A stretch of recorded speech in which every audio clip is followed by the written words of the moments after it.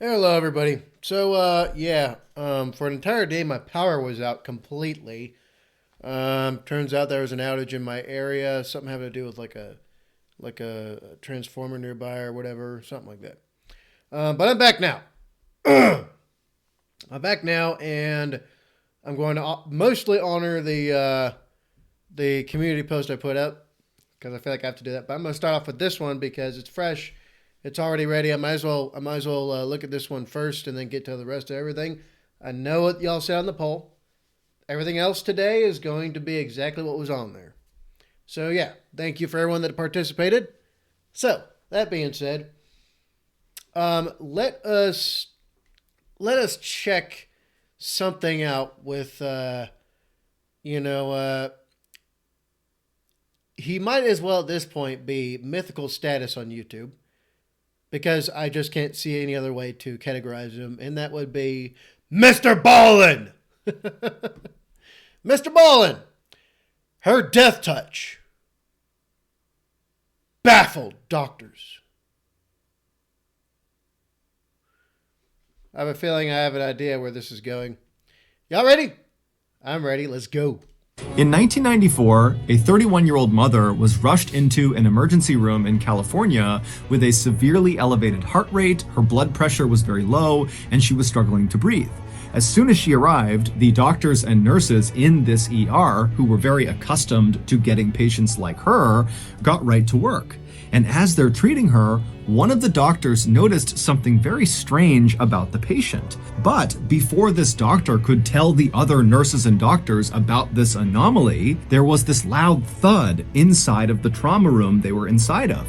And then before long, there was another thud, and then someone started screaming, and then minutes later, the entire hospital would be evacuated. But before we get into that story, if you're a fan of the strange, dark, and mysterious delivered in story format, then you've come to the right place because that's all we do, and we upload once a week. So, if that's of interest to you, please sneak in to the like button's house and set all of their clocks back 1 hour.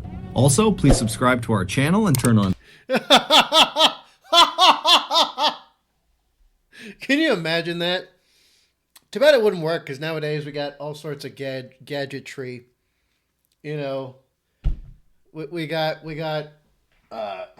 cell phones. You know, that keep time all the time in your time zone because they're always hooked up to the internet somehow. We got all sorts of stuff. So I don't think it would really work because then people would just be looking at their clocks like, the clocks are wrong. My phone says they're all an hour behind. Interesting. Too bad it wouldn't work nowadays. Maybe on someone elderly or much older or quite a bit older than I am. Well, maybe. That'd be pretty funny, though. It'd be pretty funny. Set them an hour behind, meaning they would be early to everything.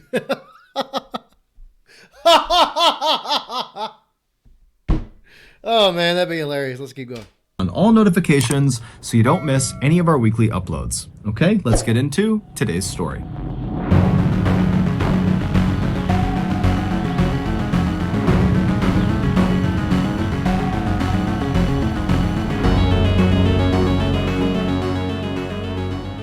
On the night of February Love MrBallen's intro.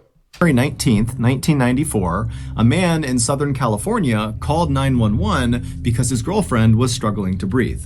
When the 911 dispatcher picked up this man's call, he was very distraught and asked them to please send an ambulance as fast as you possibly can. But despite how upset this man was on the phone, he was not actually surprised this situation was unfolding. His girlfriend, 31-year-old Gloria Ramirez, had been diagnosed with terminal cervical cancer just 6 weeks earlier, and the doctors had told her that she likely did not have much time left. And Well, that's sad.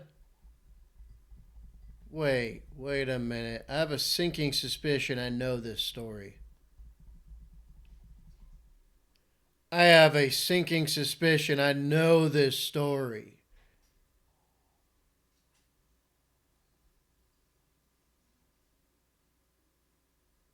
I think this is my guess, right off the bat. All right, this is my guess.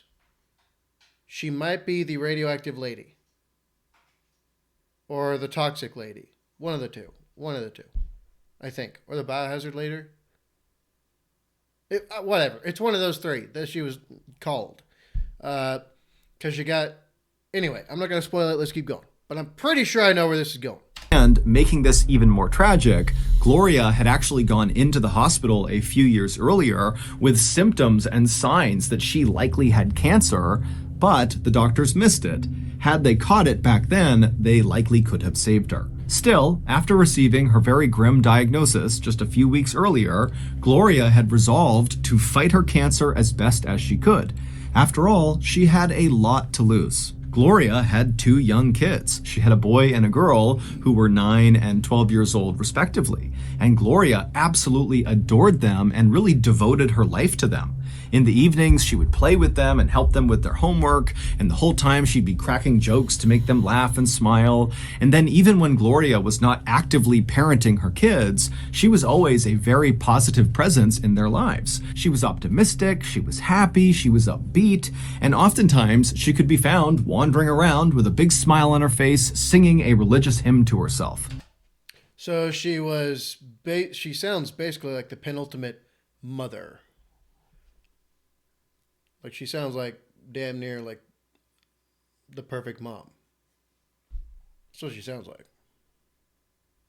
Damn, dude. Damn.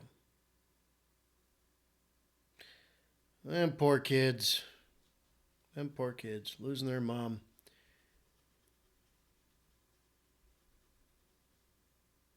Let's keep going.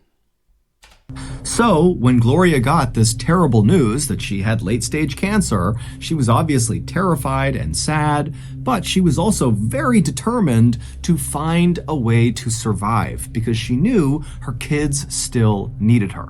Around the time Gloria was diagnosed, her doctors told her she would begin radiation treatment for her cancer at the end of February, so she had a few weeks to wait. And so during this waiting period, Gloria found herself spending a lot of time researching her disease, looking for things she could be doing on her own right now to make herself feel better, or even potentially increase the odds of her survival. So, on February 19th, when Gloria told her boyfriend that she was starting to have some issues breathing, the boyfriend didn't hesitate for a second to call 911 because he knew firsthand from living with Gloria that she was desperate to survive. And so any changes in her symptoms needed to be treated like an emergency. It was around 8 p.m. that night when the ambulance pulled up in front of Gloria's home. Paramedics climbed out, they rushed over to Gloria, they put her on a stretcher, they gave her a mask with oxygen, and then they loaded her into the back of the ambulance, and then seconds later, they were flying down the road with their sirens blaring.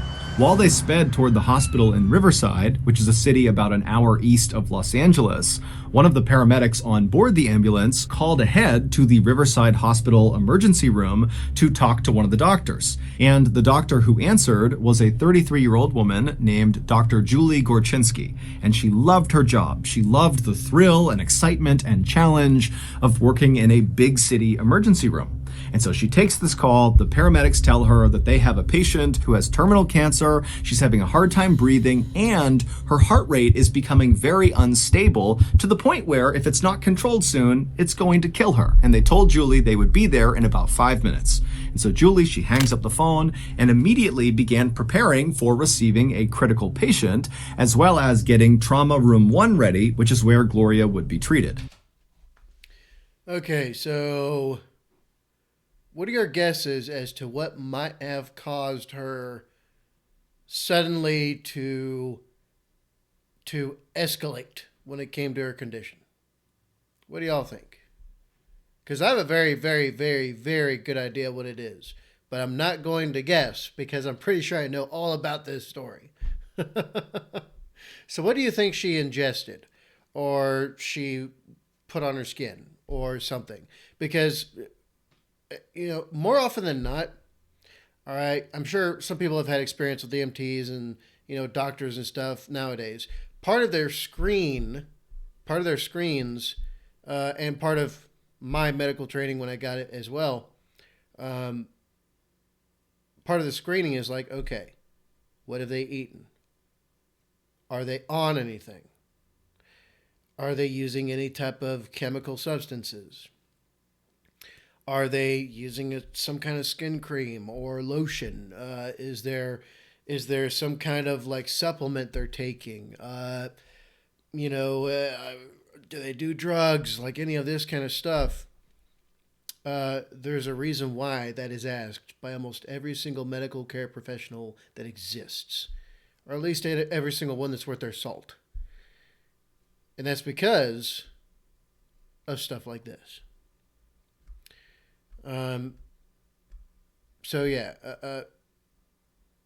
I cannot guess myself because I've got a very strong feeling I know exactly what happened in this story.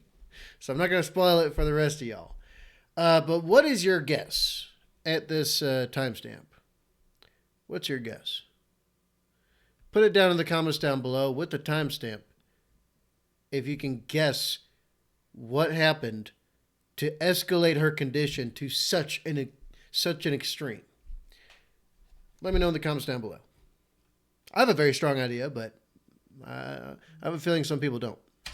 Now, as bad as this situation was for Gloria, for Julie and the other nurses and doctors in this emergency room, this was kind of business as usual. They were used to receiving patients that were in very rough shape. And so as Julie and the rest of her medical team waited for this ambulance to arrive, none of them were worried that they wouldn't be able to handle this patient.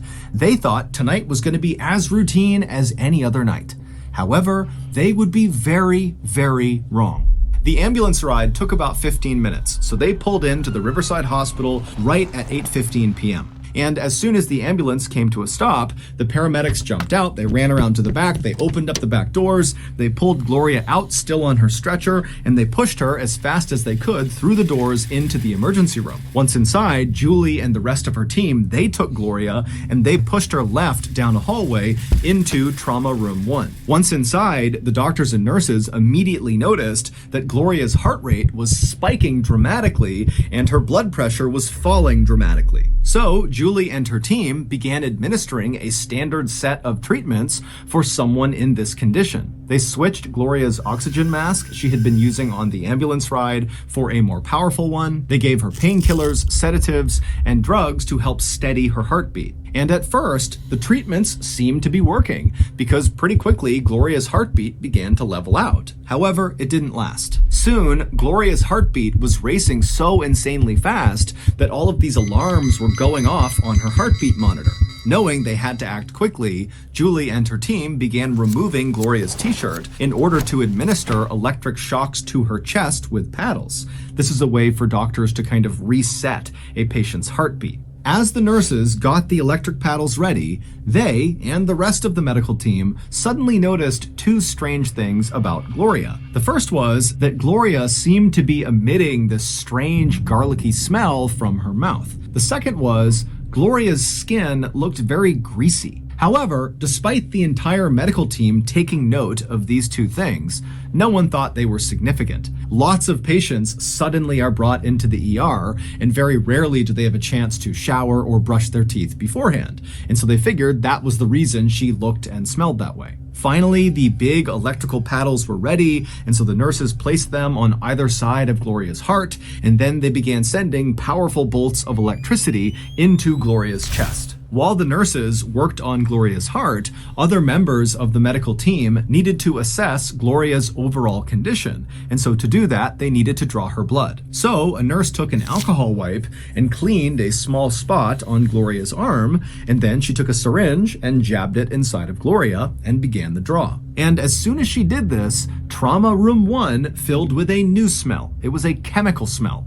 And Julie immediately noticed it, and she looked over at the nurse doing the blood draw, and she said, "I think it smells like ammonia in here." And the nurse, who was doing the blood draw, kind of scrunched her face up in disgust and nodded in agreement. The nurse finished the blood draw and then handed the blood vial to Julie. And as Julie was taking this blood vial from the nurse, she noticed the nurse looked suddenly very confused and very disoriented. Her her eyes were kind of flickering and she was staring straight ahead like she didn't know where she was. And so Julie, she sees this in the nurse, and then she glances down at this blood vial in her own hand now, and she sees something she's never seen before. The blood inside this vial, Gloria's blood, was full of these small white crystals. But before Julie could tell anybody else in the room about these strange crystals in the patient's blood, the nurse who had done the blood draw went from being dazed and confused to collapsing on the ground. Luckily, another doctor had seen the nurse starting to collapse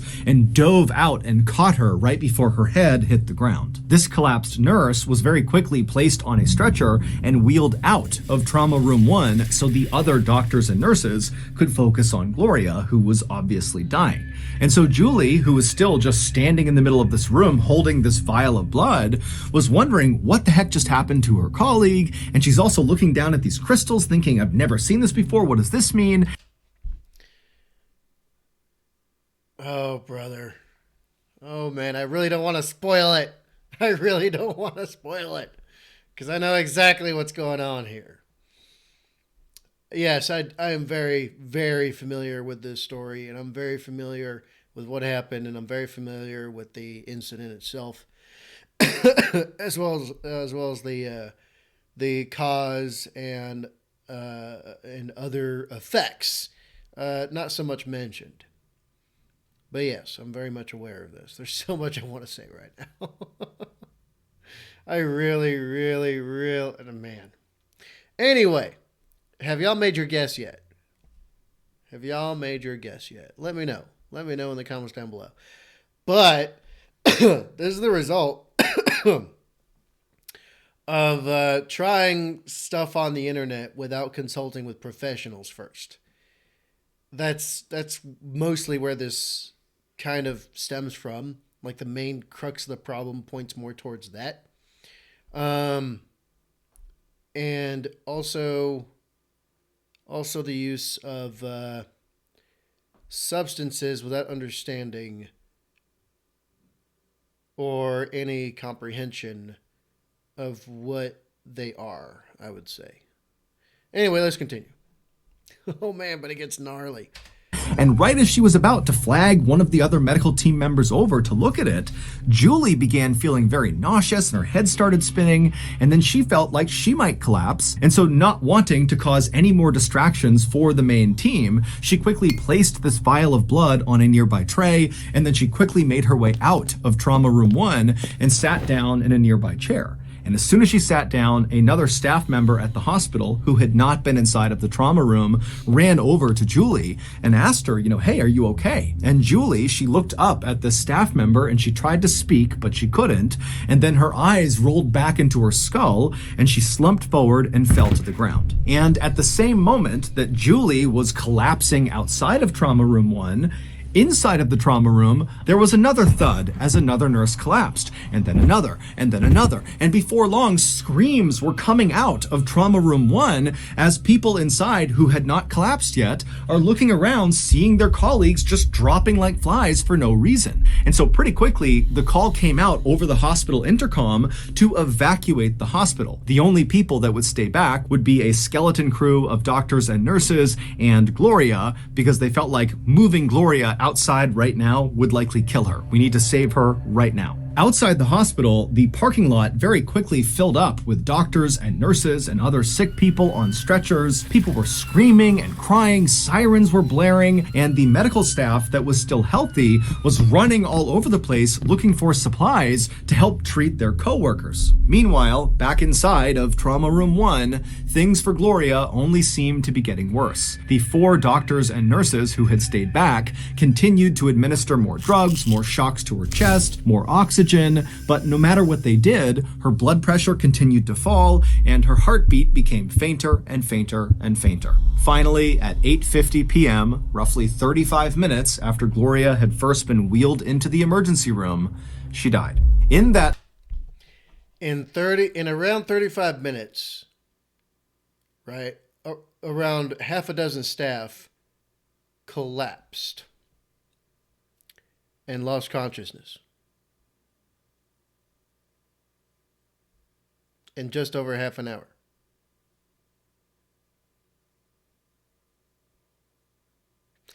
that, like I told y'all, it gets gnarly. Seriously, gnarly. That 35-minute window, 23 of Riverside Hospital staff had either collapsed or become very sick and then collapsed, and many of them had to be hospitalized. But the most affected person by far was Julie. She was in such bad shape by the time she made it out to the parking lot that she was actually put on an ambulance from her hospital and driven to another hospital where she was admitted to their intensive care unit. And there, a nurse drew her blood, and in it were little white crystals, just like in Gloria's blood. At 11 p.m. on the same night all this craziness happened, a hazardous materials team. And so it seemed to kind of spread for a little bit. Just kind of. As far as I remember, it didn't go outside those two hospitals. As far as I remember. And I could be wrong, but I think some hospitals in the area, I could be wrong actually. Maybe I'm thinking of a different incident. But now there's quite a few hospitals, or at least that I've been to, that have like biohaz on site. So they've got people who literally like are in building who are trained and know how to deal with, biohazards, hazmat, which is hazardous materials, and CBRN, which is chemical, biological, radiological, dangers, essentially, and to contain them and, basically figure out what exactly is going on, all that kind of stuff. Basically professional, like Ghostbusters for stuff like this, essentially.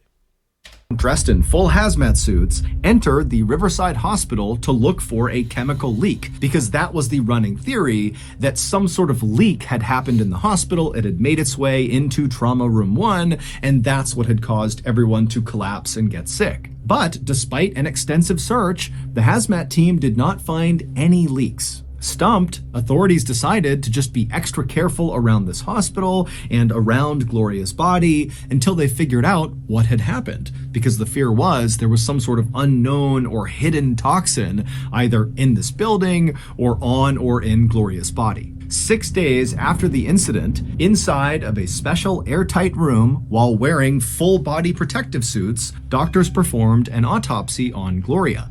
And they discovered there was absolutely nothing toxic inside of her. In fact, the autopsy only revealed that Gloria had died of natural causes. Her cancer had caused her heart and her kidneys to fail. Meanwhile, although the other medical staff members who had gotten sick inside of Trauma Room 1 had mostly recovered, Julie just could not seem to get any better. She had breathing problems and pancreatitis, which is the inflammation of the pancreas, and it's very painful.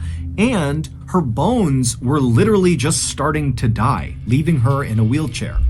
Gloria's family blamed Riverside Hospital for Gloria's death, insisting that these toxic fumes that must have been present inside of Trauma Room 1 came from the hospital, and those fumes are responsible for what happened to the staff, and they are responsible for killing Gloria. And in fact, 3 times in the 3 years leading up to Gloria's death, Riverside Hospital had had some issues with hazardous materials making their way into the hospital. There was sewer gas that came in from a drain. There was a toxic gas that was created from a sterilizer that made 2 people in the hospital sick, and some of the hospital's water was found to have algae in it. But the hospital said they checked their hospital, there was no leak, we did not cause whatever toxic fumes were inside of Trauma Room 1, and so we are not responsible for what happened to our staff or what happened to Gloria. And when people say like the hospital, they mean the hospital management.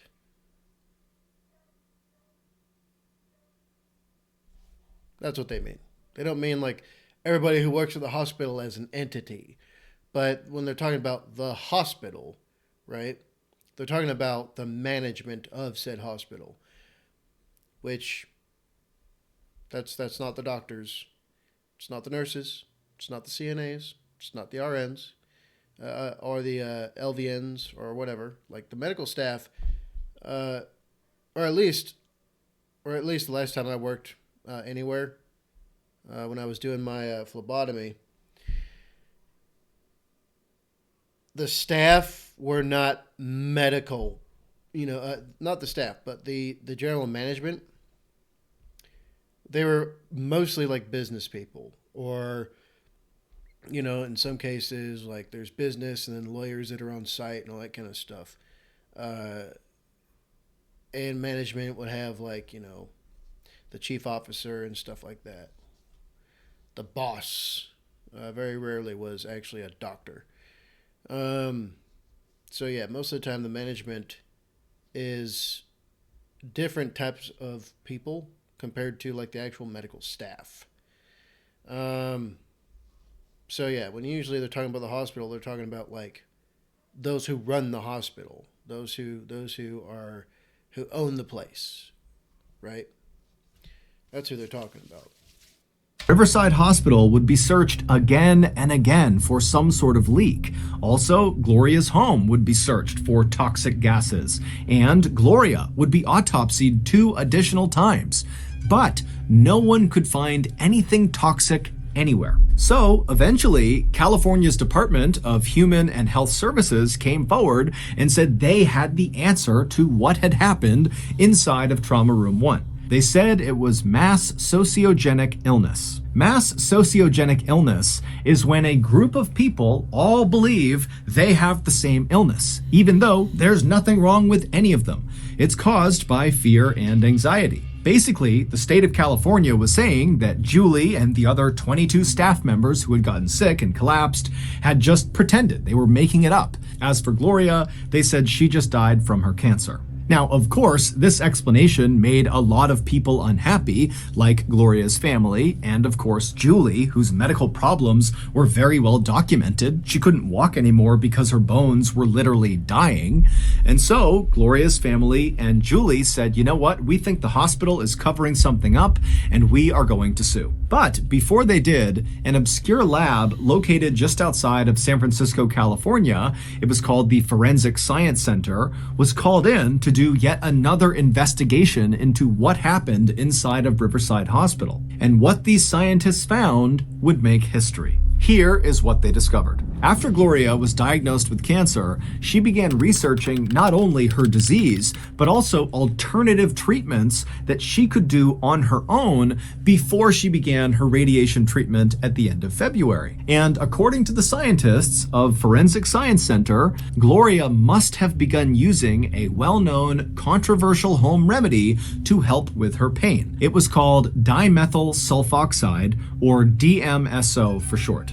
In the 1960s, DMSO was prescribed to treat pain and anxiety, but as it became more popular, it was discovered that it could cause eye damage, and so the government said, you can't use this anymore. But even though DMSO was no longer available as a medicine, it was still being sold in gel form inside of hardware stores as a heavy-duty degreaser. And it was this type of DMSO, the gel form, that Gloria had begun rubbing all over her skin, head to toe.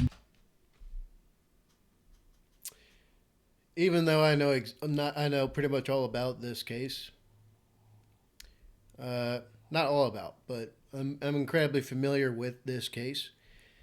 It still is so painful to hear it. Still so painful to remember it, because it's like, what did I tell y'all? What did I tell y'all? Alternative treatments and all this kind of stuff. Consult with professionals first. And consult with them privately.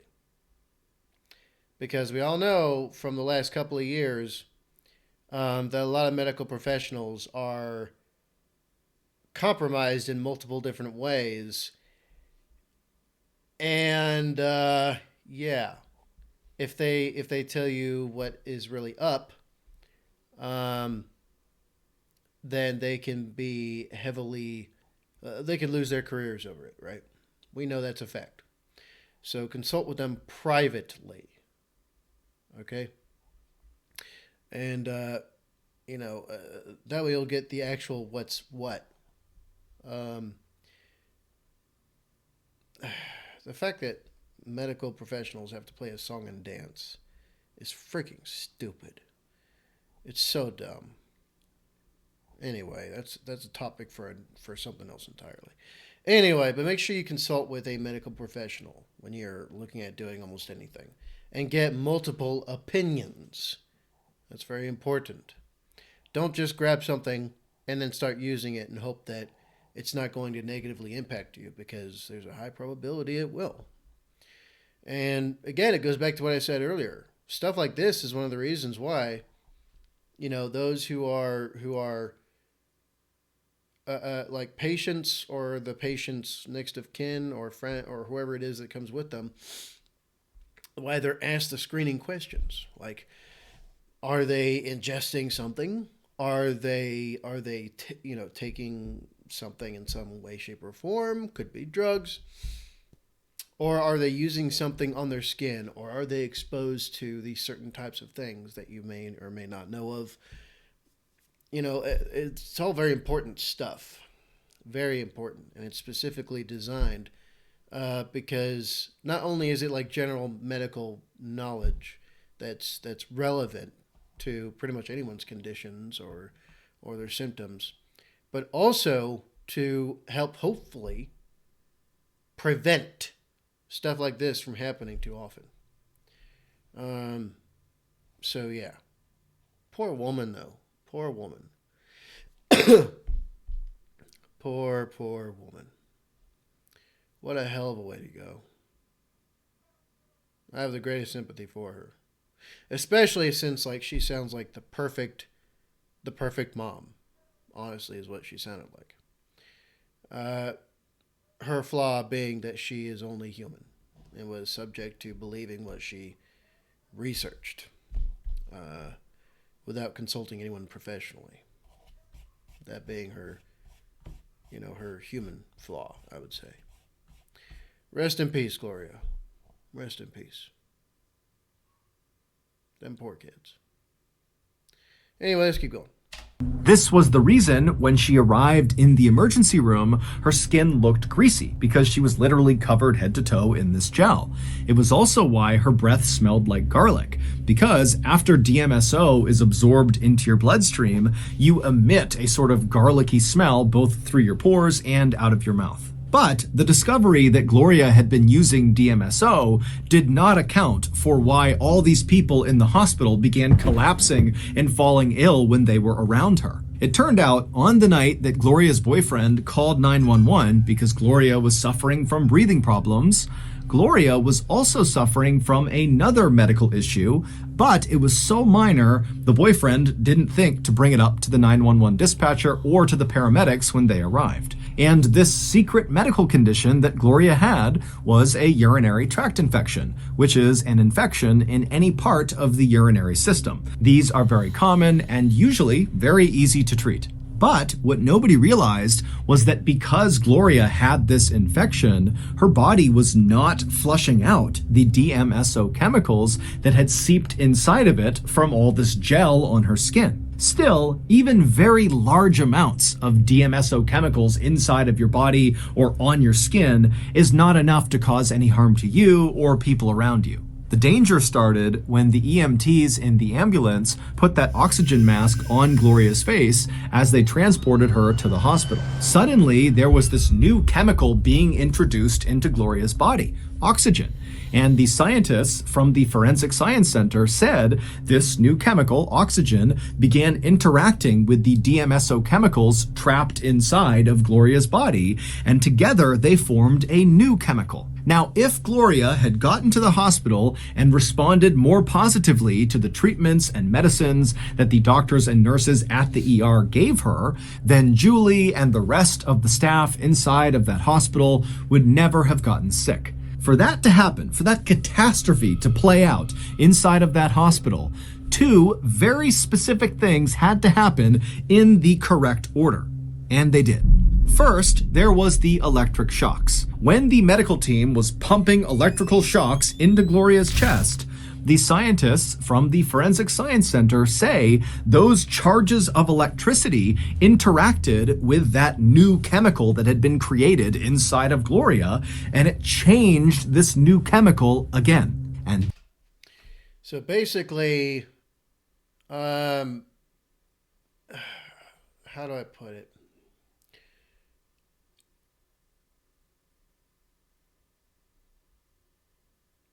How do I put it? Has anyone ever used a chemical testing kit or messed around with an actual chemistry set? Chemistry sets can be really fun. You could do all sorts of very fun things with it. But yeah, like you know those like you know those closed off cap beakers that you would like pour different solutions into, and then you would put it on the rotator and it would like spin it really fast, and then you would see like the chemicals do all sorts of different wacky stuff. Basically that's what Gloria had become, was a human beaker or a human mixing tube, one of the two. Yeah, that's pretty much what happened. And then look, the stars aligned, and this very incredibly rare occurrence happened. Brother. this time, the change made the chemical deadly. It became what's known as dimethyl sulfate, which was used as a chemical weapon in World War I. Once Gloria received those shocks to her chest, her body basically became a canister of nerve gas. And then one of the nurses drew Gloria's blood, which was the second event that ultimately set off the catastrophe. Emergency rooms are typically kept fairly cold, roughly 66 degrees Fahrenheit. But when this new deadly chemical was created inside of Gloria, it was still inside of her body where it was warm. And for dimethyl sulfate, when it is warm, it's unstable and much less dangerous. But when that nurse drew Gloria's blood, inside of the blood was the deadly chemical, and now it was no longer in Gloria, it was in this cool 66-degree room, and so it began to stabilize and started producing those little white crystals inside of the blood vial that Julie saw, and as it stabilized, it turned into a gas, and it filled the room, and the staff began to breathe it in. The scientists from the Forensic Science Center do not think that this mass poisoning event contributed to Gloria's death, meaning Gloria did really die from her cancer. Gloria's family has denied that Gloria ever used DMSO, and they still insist that the hospital was responsible for Gloria's death. The hospital would ultimately pay $800,000 in settlement money to Gloria's family, but the hospital would never admit that they did anything wrong. Julie's lawsuit against the hospital was ultimately dismissed, and her bones never really recovered from the damage that was done to them, despite 8 surgeries to try to fix them. However, Julie would eventually go back to being a practicing doctor at another hospital, and she has said the ordeal she went through inside of Trauma Room 1 at Riverside Hospital actually made her a better doctor. Poor woman. Poor woman. Rest in peace, Gloria. Rest in peace. So that's going to do it. If you got something... All right, there we go, folks. MrBallen, her Death Touch Baffled Doctors. Bub. Anyway, for my chemistry professional chemists and other people who are at a higher professional level than I am with specific things I'll probably said in this video. That's like my simplified caveman,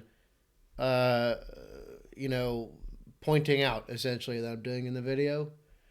So still feel free to pick me apart in the comments.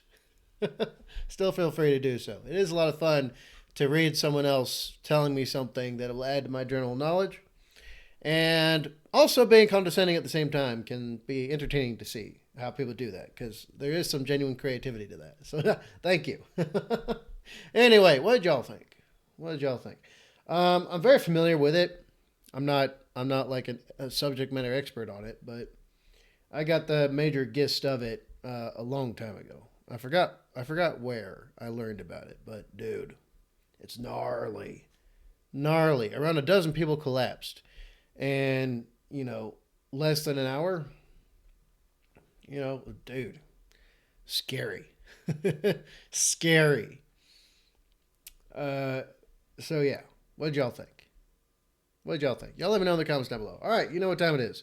Description box. There's stuff there. Check it out. We got merch. Description box. Link down there for the merch.